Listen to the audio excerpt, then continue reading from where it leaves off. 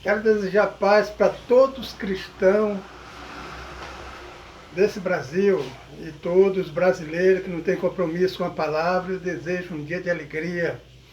E estou aqui mais uma vez, né, para torcer por vocês que vão ouvir essa palavra. É uma palavra de libertação. O que é libertação? É você sair das trevas. E as trevas não é pecado, é falta de entendimento. E eu quero deixar hoje um vídeo aqui falar do jejum. O título desse vídeo é Jejum é pecado? Se você analisa, vê que toda igreja faz jejum. Mas jejum é pecado? Eu estava analisando nas escrituras, né? E se for olhar no âmbito do que está escrito, o jejum é pecado. O jejum é pecado. E quando você jejuma tantos dias e noite e não acontece nada, por quê?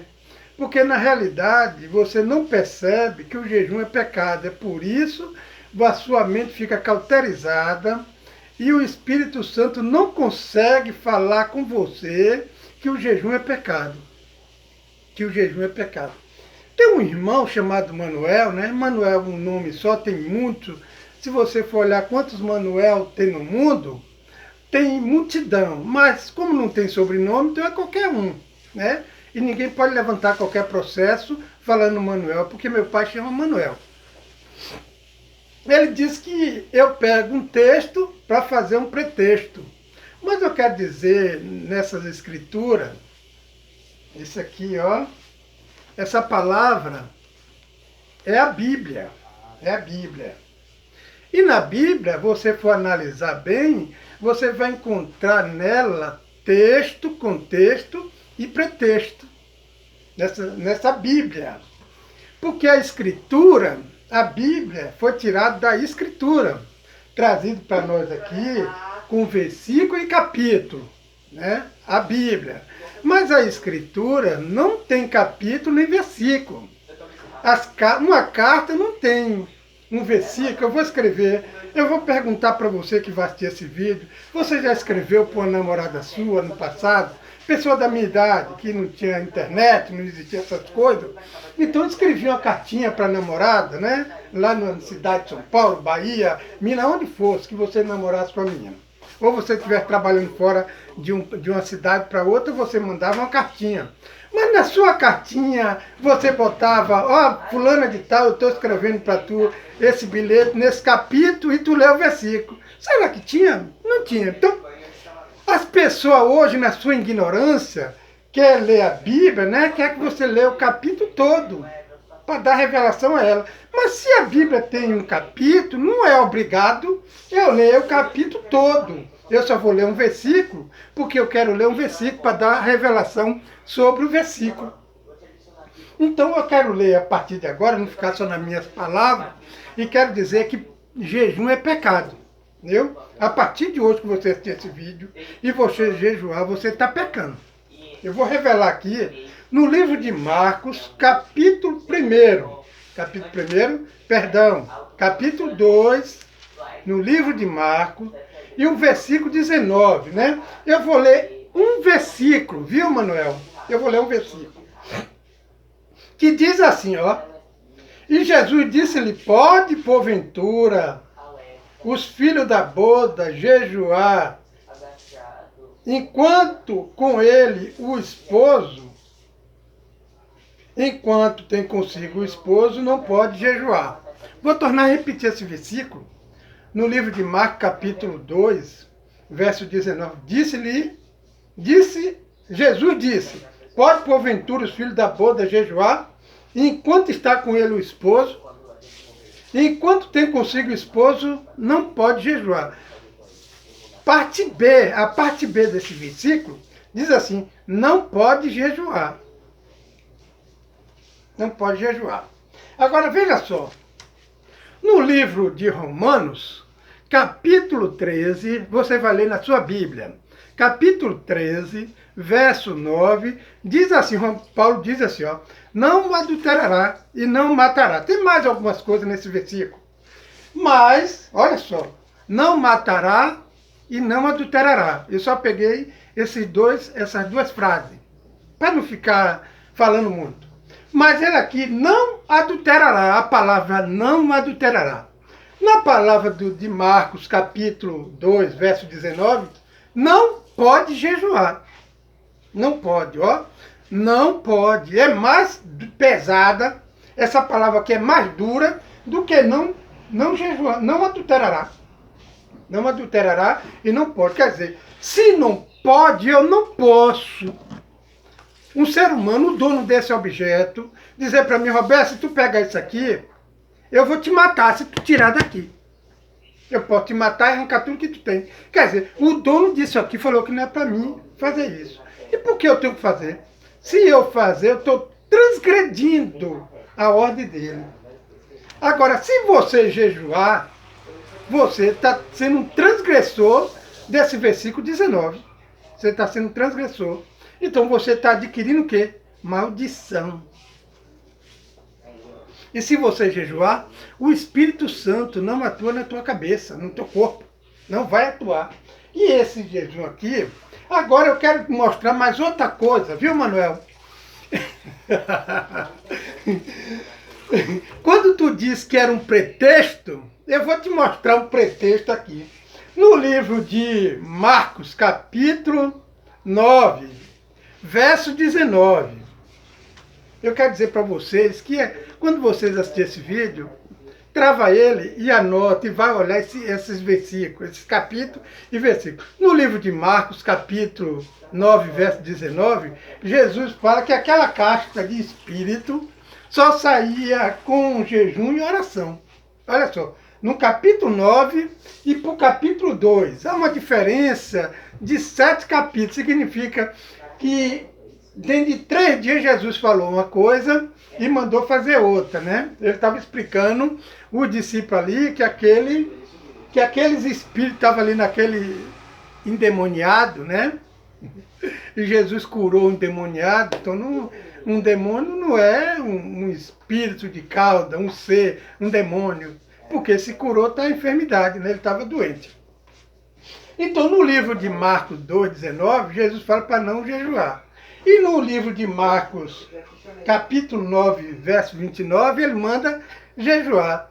Isso aí não é um pretexto, um contexto com um pretexto?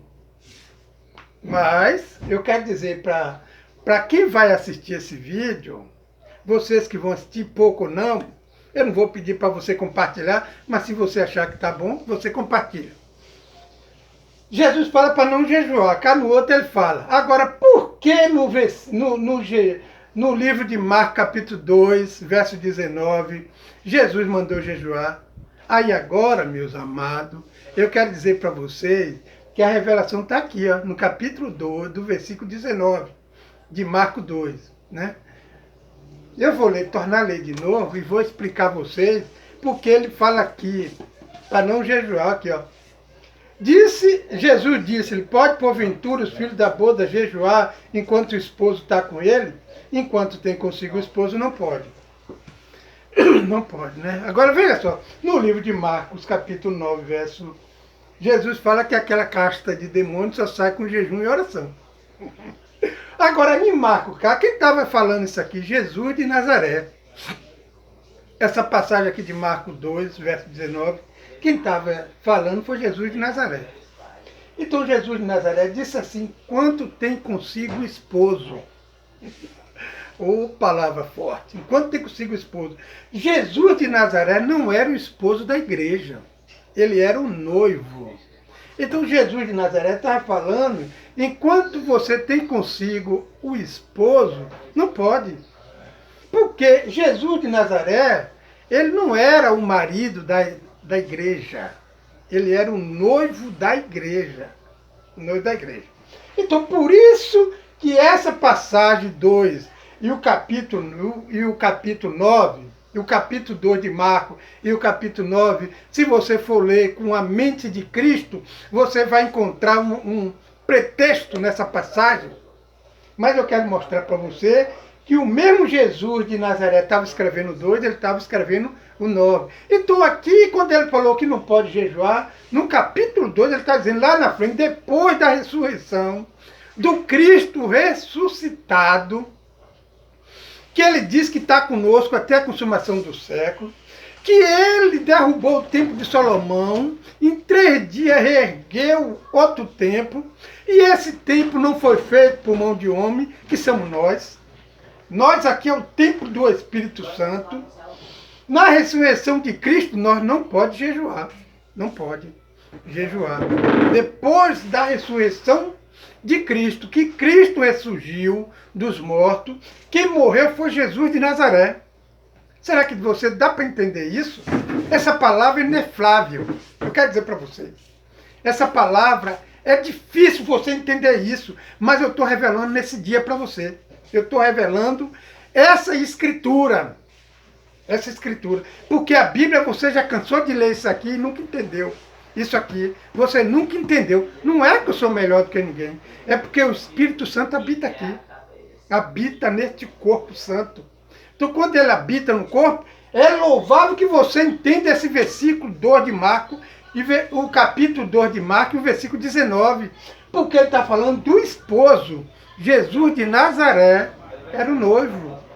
Ressurgiu e hoje nós somos casados, a igreja. Quando eu falo nós somos casados com Cristo, é simbolizando a igreja como a esposa. Porque Jesus tem uma mulher. Jesus Cristo tem uma mulher. Então eu quero dizer para você, é pecado, jejuar é pecado? É pecado sim, é pecado, é maldição. Todos que jejuam, pode olhar para a sua vida, se a sua vida não é uma porcaria como crente. Eu estou falando isso porque a minha foi assim. Quando eu estava nesse sistema religioso, debaixo dessa maldição. Esse lugar chamado igreja, tudo é maldita.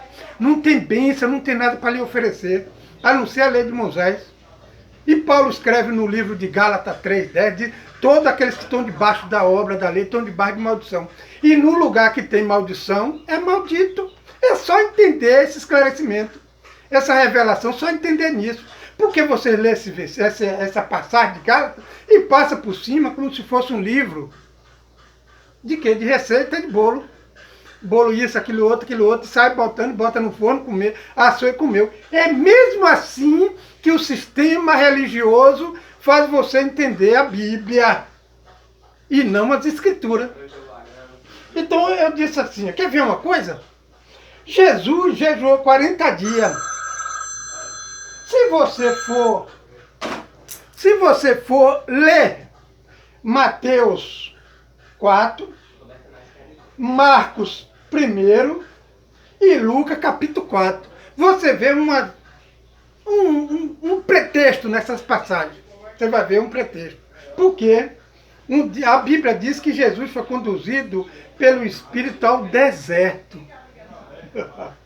Mas só que a Bíblia diz que ele jejuou 40 dias e 40 noites. Mas ele não foi para essa finalidade de jejuar. Ele foi para o deserto ser tentado contra esta carne.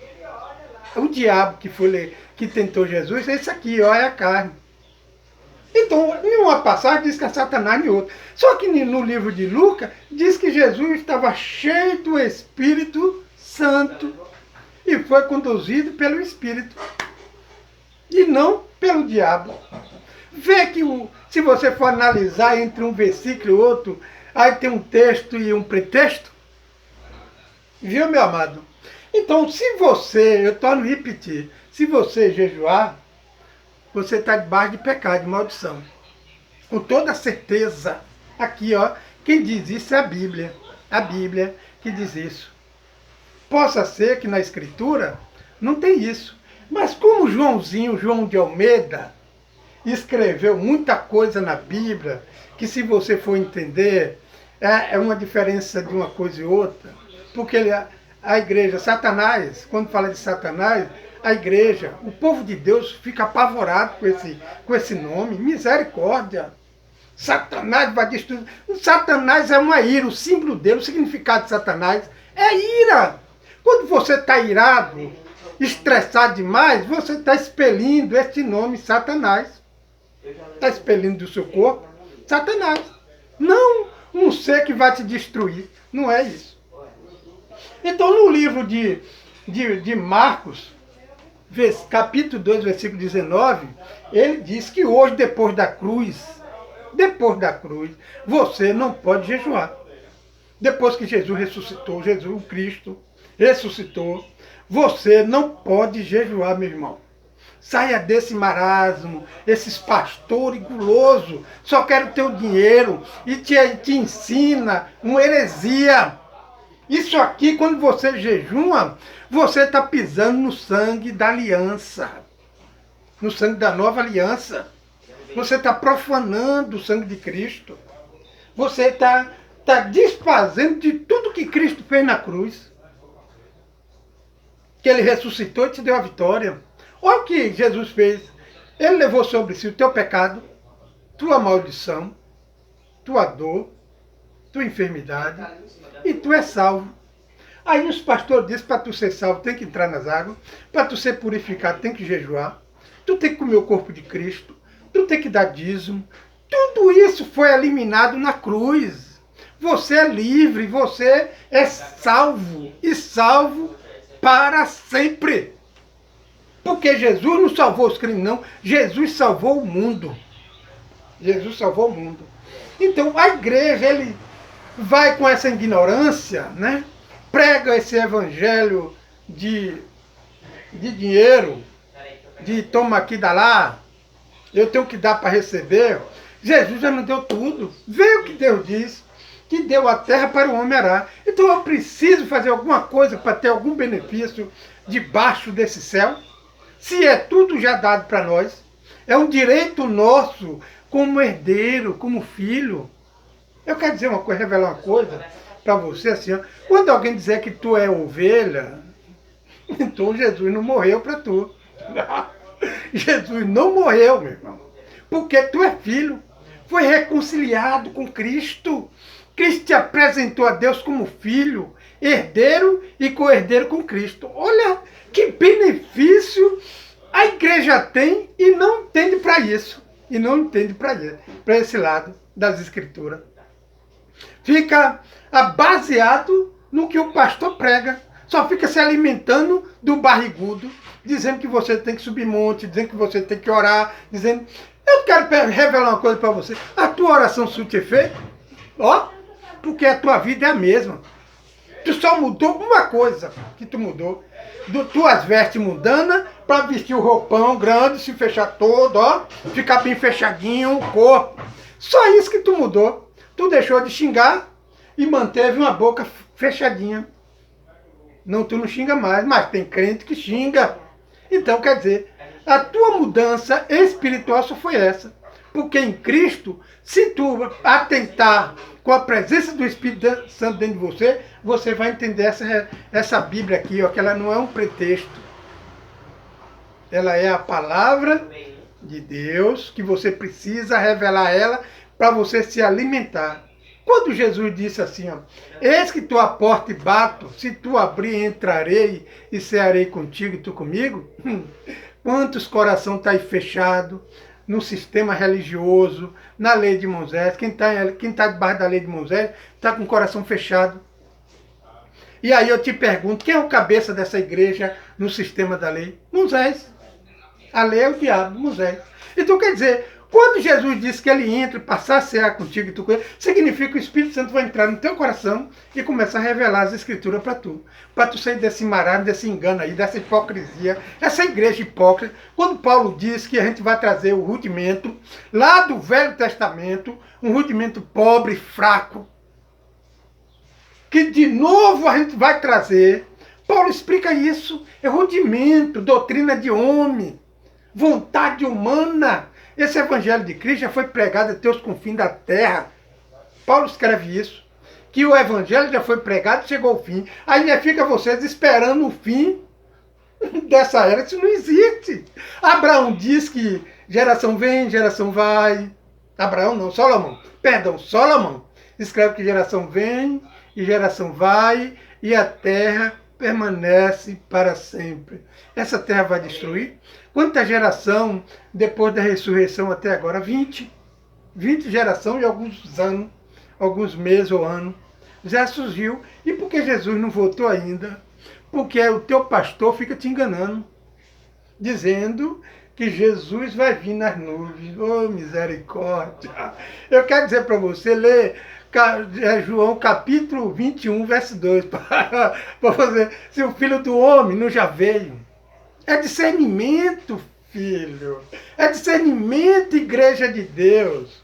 Abre a mente, ó. Se tu abrir essa Bíblia aqui, não está aberta. Eu já fiz isso 2 vezes no versículo. E tu não abrir a tua consciência, tu continua lendo o livro de receita de bolo. Viu? Continua aí fazendo, eu tenho que orar, eu tenho que fazer isso, eu tenho que subir monte, eu tenho que ir para a igreja, quer dizer, ir para o Covil, para a Puca, eu tenho que fazer isso, eu tenho que fazer aquilo, nessa ansiedade.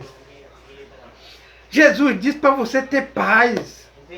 Jesus fala, vinde a mim todos que estão cansados e sobrecarregados, que eu vos aliviarei. Quem disse isso? Jesus de Nazaré. Porque Jesus de Nazaré já lhe formou. Cai no Cristo Jesus, o ressuscitado, é para você desfrutar. Quando o marido, ele tem bem de vida, tu já viu uma esposa de um marido que trabalha, tem um salário bom, a esposa de trabalhar? Não vai. E por que você continua fazendo obra para o homem? Correndo atrás do homem, do pastor, entendeu? Achando, ainda fala assim, não pode tocar no ungido. Isso foi da lei, o ungido foi da lei. Eu vou revelar sobre pastor, profeta e apóstolo. Esses homens não têm autoridade sobre você, sobre a igreja de Cristo, sobre a esposa de Cristo, sobre a mulher de Cristo. Esses homens não têm poder. Esse título, pastor, apóstolo, profeta, isso é só galardão. Se tu dá um copo de água, um desse meu pequenininho, na qualidade de profeta, tu receberá galardão de profeta. Está em Mateus 6. Lê ali em diante que você vai ver. Então, quer dizer, esse título de pastor, isso não é mais título, porque caiu por terra. Na cruz, jogou tudo por terra, a lei, os profetas, caiu por terra. Então, quer dizer, aonde é que eu vou levantar profeta? E aí eles ameaçam vocês para poder, ó, tirar você, abrir a carteirinha. Abrir a carteirinha, entendeu? Quando você abre a carteirinha, ele tá, ó, é 1000 dízimos para uma pessoa só. E você fica passando fome, dando dízimo, e Deus não te abençoa. Por quê? Porque tu está debaixo de maldição. A maldição não prospera. Eu quero deixar para você a paz de Deus nesse dia, no nome de Jesus Cristo, o Todo-Poderoso, Criador do céu e da terra.